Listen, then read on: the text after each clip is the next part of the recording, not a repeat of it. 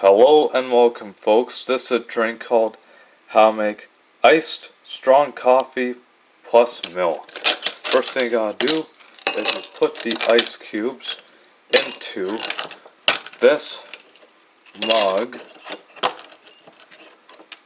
And then you get the strong coffee from this percolator and you pour it into this mug.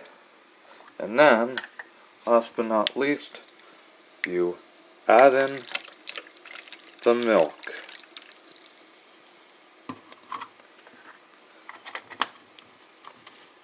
Now, we go get a spoon.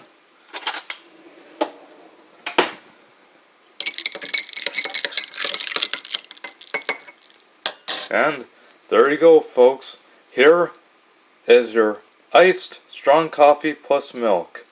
Enjoy it, thank you for watching, and have a great holiday. Thank you.